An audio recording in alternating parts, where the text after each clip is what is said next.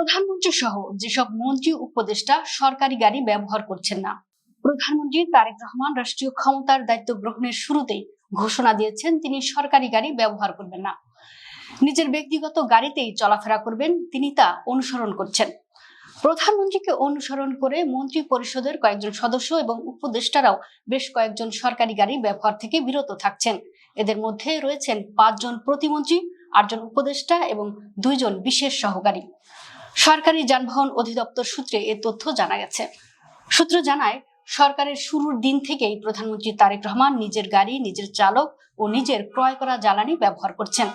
প্রধানমন্ত্রী হিসেবে দায়িত্ব নেওয়ার পর 18 ফেব্রুয়ারি সকালে দিনের কর্মসূচিতে সাভার ও শেরেবাংলা নগর যান নিজের টয়োটা গাড়িতে চড়ে। সেখান থেকে সচিবালয় যান একই গাড়িতে।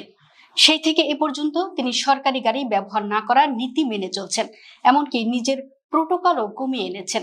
প্রধানমন্ত্রীর বহরে থাকা 13 থেকে 14টি গাড়ির স্থলে কমিয়ে 4টিতে নামিয়ে এনেছেন। পাশাপাশি চলাচলের সময় সড়কের দুই পাশে পুলিশের সারিবদ্ধ অবস্থান বাতিল করেছেন।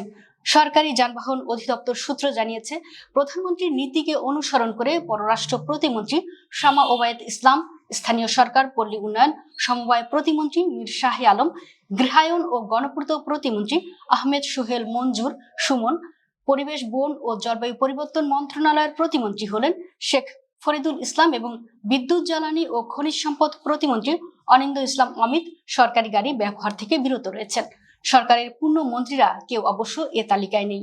অন্যদিকে উপদেষ্টাদের মধ্যে 8 জন প্রধানমন্ত্রীর রাজনৈতিক উপদেষ্টা মির্জা আব্বাস, নজরুল ইসলাম খান ও মোহাম্মদ রুহুল কবির রিজভী, পররাষ্ট্র উপদেষ্টা হুমায়ুন কবির, প্রতিরক্ষা উপদেষ্টা ডক্টর AKM শামসুল ইসলাম, শিক্ষা উপদেষ্টা মাহদি আমিন, ডাক ও টেলিযোগাযোগ বিষয়ক উপদেষ্টা রেহান আসিফ আসাদ এবং পলিসি ও স্ট্র্যাটেজি বিষয়ক উপদেষ্টা ডাক্তার জাহিদুর রহমান যানবাহন অধিদপ্তর থেকে কোনো সরকারি গাড়ি নেননি। এই উপদেষ্টারা সবাই নিজের ব্যক্তিগত গাড়িই ব্যবহার করছেন।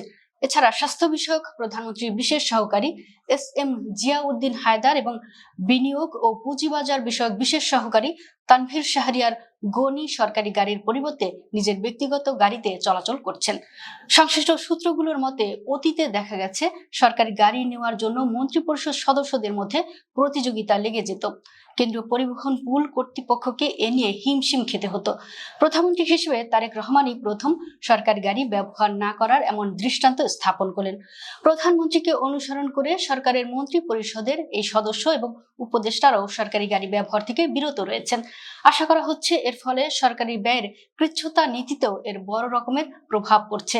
সরকারের শুরুতে প্রধানমন্ত্রী তারেক রহমান আরও যেসব পদক্ষেপ নিয়েছেন তার মধ্যে অন্যতম ছিল মন্ত্রিসভার বৈঠক সহ গুরুত্বপূর্ণ বৈঠকগুলো সচিবালয়ে করা। কারণ তেজগাঁওস্থ প্রধানমন্ত্রীর কার্যালয়ে মন্ত্রিসভার বৈঠক হলে সব মন্ত্রীদের সচিবালয় থেকে সেখানে যেতে একটা জট সৃষ্টি হয়। ভিআইপি চলাচলে সাধারণ মানুষ ভোগান্তির মুখে পড়েন। তাছাড়া এতে জ্বালানি খরচও বেশি হয়ে থাকে, যা এখন অনেকটাই কমিয়ে আনা সম্ভব হয়েছে বলে সংশ্লিষ্ট সূত্রের দাবি। উল্লেখ্য, তারেক রহমানের নেতৃত্বাধীন নতুন বিএনপি সরকার শপথ গ্রহণ করে 17 ফেব্রুয়ারি। সেই হিসেবে 16 ফেব্রুয়ারি বিএনপি সরকারের 6 মাস পূর্ণ হচ্ছে। সরকারের ঘোষিত 180 দিনের রোডম্যাপের অর্জনের হিসাব নিকাশ চলছে এখন।